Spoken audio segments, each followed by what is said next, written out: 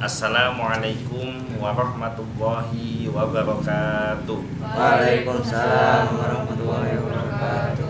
Alhamdulillah wassalatu wassalamu ala Rasulillah Sayyidina Muhammad ibni Abdillah wa ala alihi wa sahbihi wa mawala. Amma ba'du. Alhamdulillah, pada siang hari ini kita kembali melanjutkan kajian Bulughul Maram, masih di dalam kitab Thaharah, yaitu kitab tentang bersuci, bab yang ke-8, babul ghusli wa hukmil junubi, bab tentang mandi dan hukum junub, hadis yang ke-98, hadis yang ke-100. Kan kemarin dua hadis, 98, 99. Wa an Aliin radhiyallahu anhu qala, dan dari Ali bin Abi Thalib radhiyallahu anhu, beliau berkata, kana Rasulullah sallallahu alaihi wasallam, adapun Rasulullah sallallahu alaihi wasallam, yuqri'unal Qur'an, membacakan Al-Qur'an untuk kami, malam yakun junuban, sedangkan beliau dalam keadaan tidak junub. Rawahul khamsah, dikeluarkan oleh imam yang 5. Wa hadza lafdut Tirmidzi, dan hadis ini lafadznya berasal dari Imam Tirmidzi. Wa sahhahahu, dan disahihkan oleh Imam Tirmidzi. Wa hassanahu Ibnu Hibban, dan Ibnu Hibban menyatakan hadis ini hasan. Bisa dipahami maksud dan tujuan dari hadis ini? Hadis ini menjelaskan bahwa Rasulullah SAW ketika membaca Al-Quran sedang tidak dalam keadaan junub. Maksudnya, paham gak junub itu? Junub itu setelah melakukan hubungan suami istri, kemudian belum mandi besar, maka orang itu statusnya junub. Jadi selama orang itu belum mandi hadas, maka dia junub. Tapi kalau sudah mandi, maka dia tidak junub. Jadi Rasulullah itu membaca Al-Quran ketika beliau dalam keadaan tidak junub. Paham ya? Kita baca syarahnya. Imam yang 5 masih ingat siapa saja? Abu Dawud, Tirmidzi, An-Nasa'i, Ibnu Majah, Ahmad. Nah, saya jelaskan syarahnya. Yang pertama, orang junub hendaklah tidak membaca sedikit pun dari Al-Quran hingga ia mandi junub. Inilah pendapat dari jumhur ulama, mayoritas ulama. Misalkan di sini ada yang dalam kondisi junub, entah karena mimpi basah, atau karena habis melakukan hubungan suami istri, kemudian belum sempat mandi, masuk kerja umpama, kena target hafalan Al-Quran, itu tidak boleh. Tidak boleh menghafal Al-Quran dalam kondisi junub. Nah, itulah pendapat mayoritas ulama. Yang kedua, orang junub bisa segera menghilangkan hadas.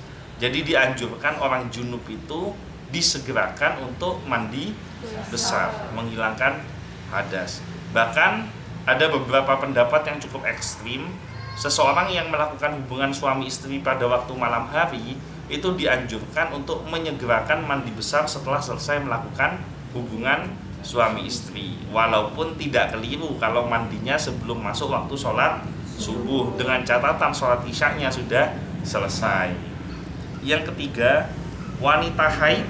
Ini kaitannya baca Al-Quran ya, berarti kan ada kaitan dengan tadi kan junub. Sekarang kalau wanita haid gimana? Wanita haid boleh membaca Al-Quran, itu hukum asalnya, sampai ada dalil yang menyatakan wanita haid haram untuk membaca Al-Quran. Kembali ke kaidah asal fikih, segala suatu hukum itu asalnya boleh sampai ada dalil yang mengharamkannya. Dan segala sesuatu yang haram bisa kembali menjadi halal apabila ada dalil yang menghalalkannya kembali. Yang tepat, dalil tegas mengenai larangan wanita haid membaca Al-Quran tidak ada. Jadi dalil tegas soal wanita haid baca Al-Quran dilarang itu tidak ada. Adapun pengkiasan, yang ada itu pengkiasan atau penyamaan terhadap orang junub tidaklah tepat, karena antara wanita haid dan orang junub ada perbedaan. Sebagian karena kalau junub itu kan akibat ada tindakan yang dia lakukan sehingga dia junub. Tapi kalau haid kan tidak ada tindakan yang dia lakukan, memang waktunya dia haid. Nah, sebagian ulama menyatakan boleh bagi wanita haid membaca Al-Quran jika ada kebutuhan, seperti karena sudah punya rutinitas, seperti ada al-awrat, ada wiritan-wiritan rutin yang dibaca setiap hari yang diambil dari Al-Quran, itu dibolehkan. Atau seorang pengajar Al-Quran, guru Al-Quran kan tidak mungkin libur, maka walaupun dia haid boleh dia membaca Al-Quran dalam rangka mengajar Al-Quran. Namun yang paling tepat adalah wanita haid masih boleh membaca Al-Quran secara mutlak. Ini menurut sebagian ulama loh ya. Jadi saya bukan mengatakan pasti ini boleh, tapi ini menukil pendapat beberapa ulama. Ada yang membolehkan, ada yang melarang. Nah, solusi wanita haid membaca Al-Quran, kalau dalam mazhab Syafi'i boleh nggak wanita haid baca Al-Quran? Boleh nggak? Yang tidak boleh menyentuh Al-Quran. Menyentuh dan baca ini kan dua hal yang berbeda. Yang menjadi perdebatan itu kan membacanya. Kalau menyentuhnya semua sepakat, wanita yang sedang haid itu tidak boleh menyentuh mushaf Al-Quran. Tapi membacanya ini ada perdebatan. Jadi yang saya bahas dari tadi itu bukan menyentuh Al-Qurannya, tapi membaca Al-Qurannya. Nah, dalam mazhab Syafi'i sebaiknya tidak membaca Al-Quran ketika haid. Tapi ada solusi wanita haid membaca Al-Quran. Wanita haid masih boleh membaca Al-Quran asalkan tidak menyentuh mushaf secara langsung. Jadi tidak boleh megang mushafnya langsung. Dua solusi yang ditawarkan. Pertama, membaca mushaf saat haid dengan tidak menyentuh secara langsung. Syekh Ibnu Baz rahimahullah yang pernah menjabat sebagai mufti kerajaan Saudi Arabia. Mufti kerajaan Saudi Arabia itu kurang lebih sama dengan MUI kalau di Indonesia, Majelis Ulama Indonesia. Nah, ini majelis ulamanya Arab Saudi. Nah, beliau berkata, wanita haid dan nifas diperbolehkan untuk membaca Al-Quran menurut pendapat ulama yang paling kuat. Alasannya karena tidak ada dalil yang melarang membaca Al-Quran untuk wanita haid. Jadi nggak ada dalilnya.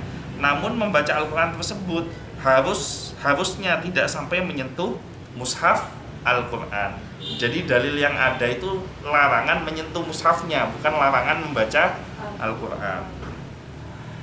Kalau memang mau menyentuh mushaf Al-Quran, bisa dengan menggunakan kain penghalang seperti kain yang suci dan semacamnya. Misalkan kamu pakai sarung tangan, yang perempuan itu boleh dalam keadaan haid pakai sarung tangan, bukan kulit langsung nyentuh mushaf, itu dibolehkan menurut Syekh Ibnu Baz. Demikian pula penulisan Al-Quran di kertas ketika ada hajat dibutuhkan, diperbolehkan asalkan dengan menggunakan penghalang seperti kain. Ada di dalam kitab Majmu' Fatawa Ibnu Baz. Itu solusi yang pertama. Solusi yang kedua, Imam Nawawi rahimahullah di dalam Al-Majmu' mengatakan, jika kitab tafsir lebih banyak kajian tafsirnya daripada ayat Al-Quran, sebagaimana umumnya kitab tafsir, ada beberapa pendapat ulama bolehkah disentuh saat berhadas.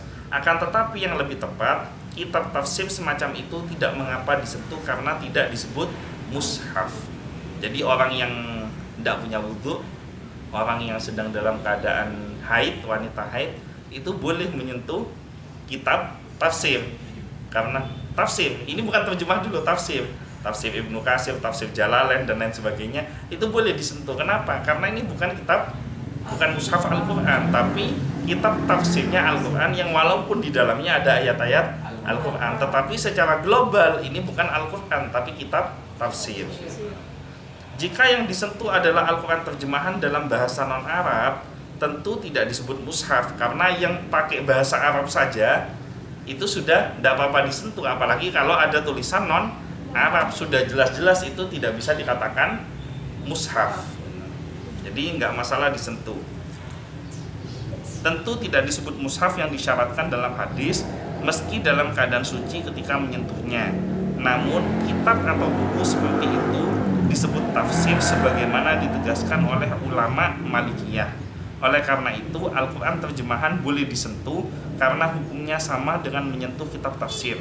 Akan tetapi jika isi Al-Quran tulisan Arab lebih banyak atau sama banyaknya dari kajian terjemahan, sudah sepatutnya tidak disentuh dalam keadaan berhadas. Jadi kesimpulannya, pertama, wanita yang sedang datang bulan, yang sedang haid, boleh membaca Al-Quran menurut sebagian ulama, tapi tidak boleh menyentuh mushaf. Nah, kemudian ada pendapat lagi yang tidak dijelaskan di sini. Wanita yang sedang haid itu tidak boleh baca Al-Quran. Boleh, tapi ada syaratnya. Apa syaratnya? Pertama, bagi pengajar Al-Quran boleh, tapi dibacanya diputus-putus. Misalkan kayak contoh, wala talbisul haqqa bil batil wa taqdumul haqqa wa antum ta'lamun. Nah, ini guru Al-Quran boleh. Wala talbisul haqqa bil batil wa taqdumul haqqa wa antum ta'lamun. Nah, itu boleh, seperti dipotong-potong seperti itu boleh. Nah, atau yang kedua, seorang hafidhah. Hafidhah itu orang yang hafal Al-Quran. Dia kan setiap hari harus murojaah, harus mengulang hafalannya minimal 2 juz supaya hafalan itu tidak hilang. Nah, maka bagi wanita hafidhah, penghafal Al-Quran yang sedang haid, kemudian mau murojaah hafalannya, dibolehkan, tetapi memurojaah di dalam hati. Jadi kalau misalkan khas diem sambil medem gini, tidak ngomong sampai 2 jam, nah itu murojaah, itu menghafal Al-Quran ya. Itu ya. Nah, kemudian itu yang pertama. Yang kedua, wanita, tidak hanya wanita kalau ini, pria yang tidak punya wudhu pun, apalagi wanita yang dalam keadaan haid, itu tidak boleh menyentuh mushafnya secara langsung. Tapi ada ulama yang berpendapat bahwa kalau misalkan itu kitab tafsir, seperti contoh kitab tafsir Ibnu Qasim, itu kan satu ayat syarahnya kan panjang sekali itu. Apalagi Bismillahirrahmanirrahim itu kan sampai belasan halaman itu kan syarah penjelasannya. Maka itu tidak bisa dikatakan mushaf lagi, tapi disebut buku. Maka ketika megang boleh, tapi tetap dianjurkan lebih baik dalam keadaan suci, karena dalam rangka menghormati ilmu. Maka kalau tulisan Arab saja boleh, jelas-jelas Al-Quran terjemahan pasti boleh. Maka menghafal lewat handphone itu juga boleh, walaupun dalam kondisi datang bulan, karena bukan megang mushaf gitu ya. Ada pertanyaan sampai di sini? Ada? Jelas? Mungkin itu saja yang bisa saya sampaikan. Mudah-mudahan semuanya diberikan kesehatan, diberikan umur panjang, diberikan keselamatan baik di dunia maupun di akhirat, mendapatkan rizki yang barokah, mendapatkan syafaat dari Nabi Muhammad SAW. Al-Fatihah.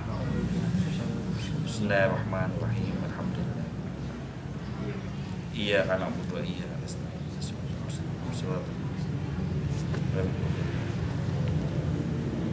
Sekian dari saya, kurang lebihnya mohon maaf. Wallahu muwaffiq ila aqwamit thoriq. Wabillahi taufiq wal hidayah. Wassalamualaikum warahmatullahi wabarakatuh. Waalaikumsalam warahmatullahi wabarakatuh.